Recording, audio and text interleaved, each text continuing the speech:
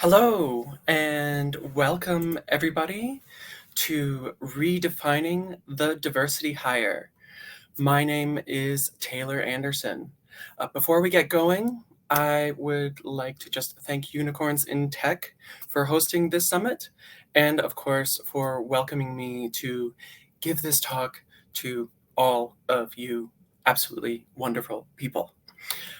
Just a quick note, I am going to be addressing this subject from a more intersectional angle, of course, and I think that really works because, of course, all of these issues can be applied to the queer community, to women, to Black, Indigenous, and people of color, the differently abled, and just groups all across the board. A little bit more about me. We can do the kind of standard, get to know you over a glass of wine chit chat a little bit. And I am a content manager at Speedinvest, a European venture capital company that invests in tech startups across the continent.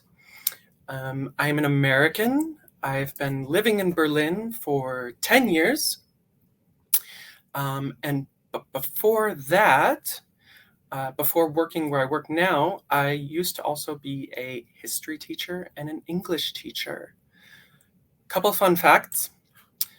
I really love karaoke and have a fondness for making really great sandwiches. But if you want to come to the Q&A session afterwards and want to ask me about my sandwich preference, we can talk about that then. But now on with the show. So my talk really revolves around a central question. Is a diversity hire a value add hire? And I would really like you to take a moment and answer this question for yourself. And I'd like you to do it in two ways. First, thinking about all of the data, all the studies you've read, everything you kind of know, how would you answer that question? Like, think that to yourself and say, okay, you're welcome to share in the chat if you want. If not, that's fine too. But then, after you've taken that moment, think about how does that question make you feel? What's the feeling of the answer? And while you're doing that, I'm going to add one little thing to help you along the way still. Okay, we know this, but even while you're answering the question and checking how you feel, knowing this, there's still probably this conflict.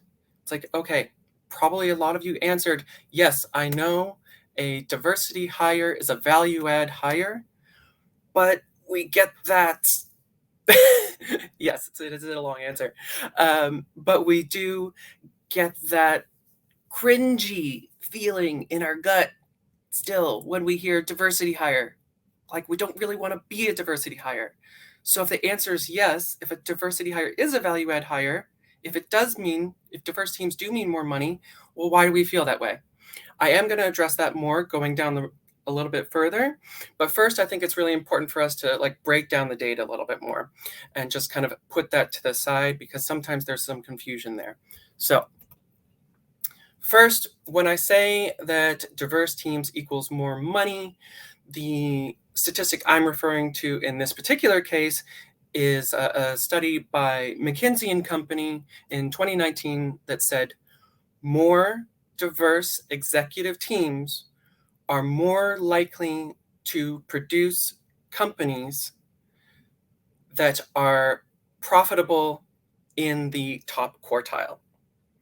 And you can see here how that applies to gender diverse teams and a diversity dimension that I think doesn't get quite as much attention in Europe as I feel like it should, is ethnically diverse teams. Here it's 36%.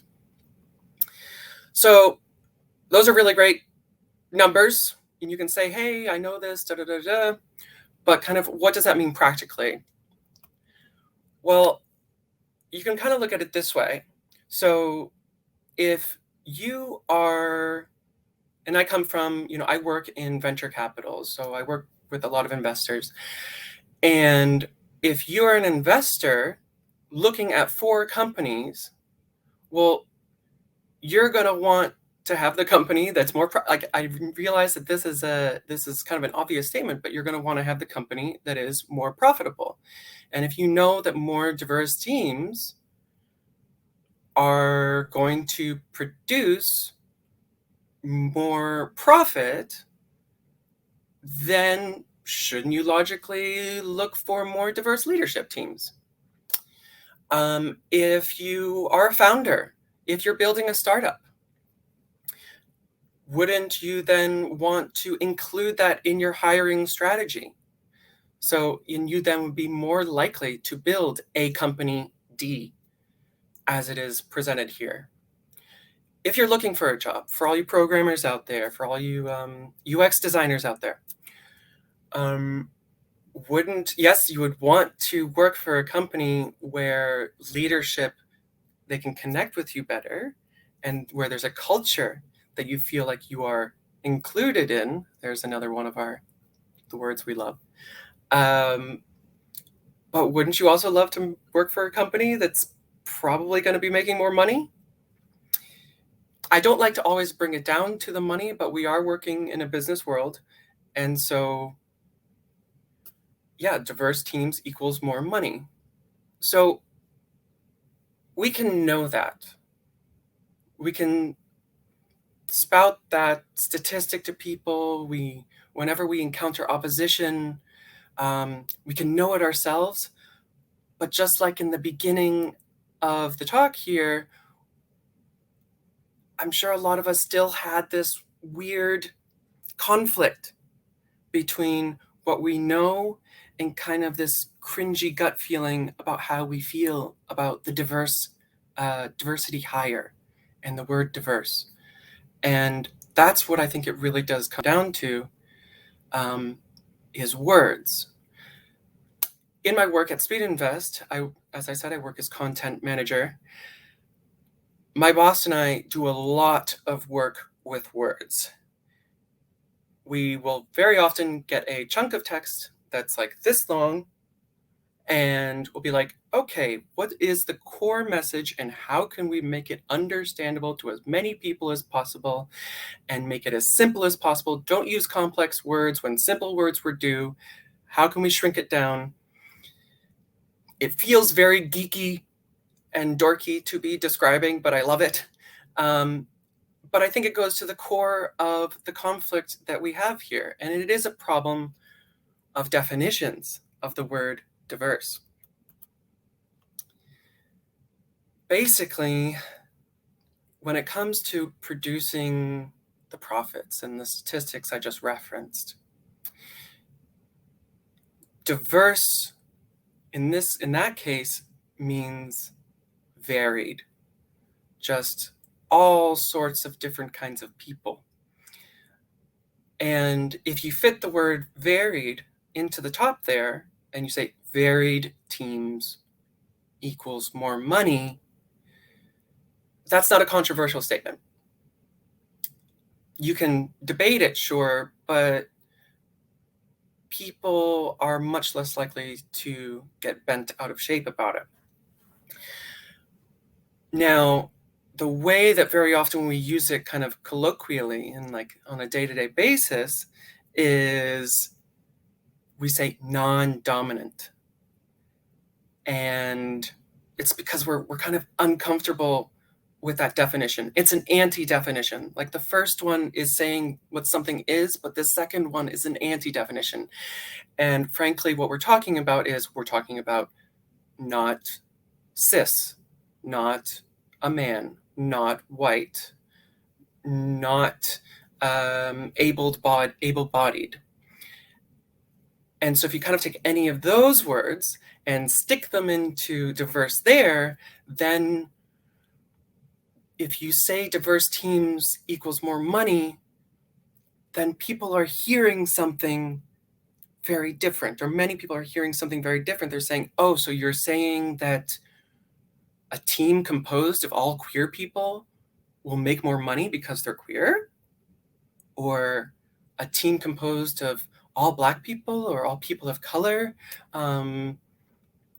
will make more money because of the color of their skin? Like, that's kind of the implication that comes from that definition. So let's take that definition and let's bring it down to you. Because in the end, that's my goal, is I want to talk to you. And it's like, okay, what if you find yourself in this situation? What if you are a diversity hire? What if you do represent a diversity dimension on your team and you're one of the few and the proud? That can be a very uncomfortable position. I think we need to acknowledge that, because the whispers on the side, and not just in the side, but also in the back of our heads, can be, okay, I was hired partly because of this, but that aspect of me doesn't necessarily improve my ability to do my job. I'm a content manager and I'm a trans woman. My grammar ability is not improved by the fact that I'm trans, obviously. And I think we all agree on that. But other people on the team that you work with, it can get very difficult, and there can be some resentment that builds up. And there can be some resentment and that builds up inside of you, and be like, oh no, I don't want people to see me as being less capable. So then what happens very often? What do we do? We tone it down. We try to erase in some way that diverse label. There was a social media graphic that went around my company fairly recently that said, it said female investor, and then female was crossed out. That's a fantastic goal. We all want to be on a level playing field, but we can't do it by erasing ourselves. Because I'll tell you what, this is my own opinion, take it for what you will, but it's a losing battle. If you are on a panel, and for this particular example, I'm going to say women as an example, but please, it does apply to all dimensions.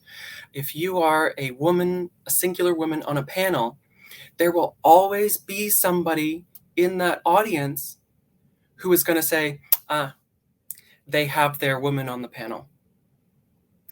Or I'm going to switch dimensions to mix it up. If there's a panel and it's half white people and half people of color, somebody in the audience will always say, oh, look how much trouble they went to show a balance. And then if you make an event that, or you have a team or whatever, that is all a particular dimension, I'm going to stick with the panels, then there will always be somebody who is thinking, look how they created this special event for women, or this special event for differently abled people, or this special event for Black, Indigenous people of color. So if that is a losing battle, if there's no way in the end for us to hide who we are, and we shouldn't, then in the end what we're doing is we are devaluing ourselves. and we are ourselves making an effort to not acknowledge the things that, for the whole, are a value add to the organization that we're a part of. Now, the harder question here then comes, okay, what is that value add? And this is interactive here, okay, this part. So I would encourage you to interact in this next part. Okay, what was the first thing you saw? Everybody knows what this is, but what was the first thing that you saw?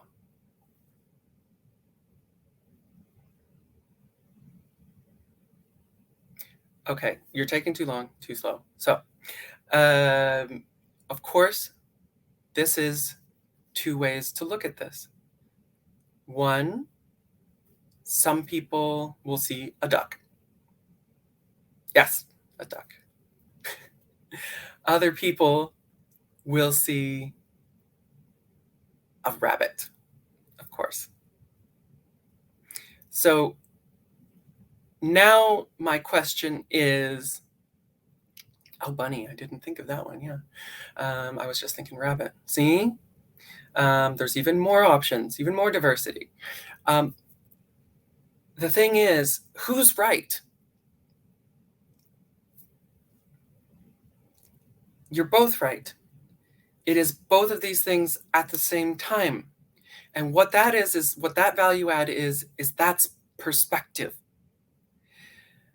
And just think about the value of perspective in the tech community. Think about if you're trying to make something that uses facial recognition with AI. Well, we all know that there's a problem with racial discrimination built into the algorithms of AI. Or if you are investing in or going after the food market, we know how popular food delivery is right now. So, but what about people who are Jewish, or people who are Muslim, or people with those particular dietary needs? And maybe you want to have an app, a feature that suggests recipes. Well, wouldn't having somebody with that perspective on your app make you be able to build a better app? And then the last one, and I think this is the biggest one, is what about a digital health app? I mean, that goes beyond the pale. Yes, if we can cover a lot of market if we stick to cisgendered, heterosexual, male, female health, sure.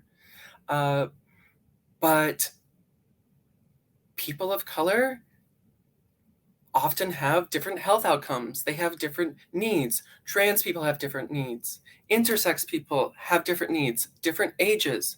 I can think of few other cases where the ability to uncover blind spots in a product because of lived perspective that comes from who you are, not because of who you are, but comes from your lived perspective of who you are. I can't think of any other example where that is more valuable. So I am going to say that this is what we want to do. Own your diversity. Value yourself. It does not matter what other people around you are saying, because in the end, they're going to say and think what they are going to say. And all that we have control over is over ourselves. And if you aren't an advocate for yourself, and if you can't stand tall and say a diversity hire is a value add hire for your company as a whole, but also for yourself, then we're kind of lost. But I really hope that at this point of this talk, now you not only can say that here for certain, but that you can also say that in your gut and inside of you for certain. So that's it for me. Thank you very much. This has been Redefining the Diversity Hire. I will be doing the questions session, but that's it. Thank you.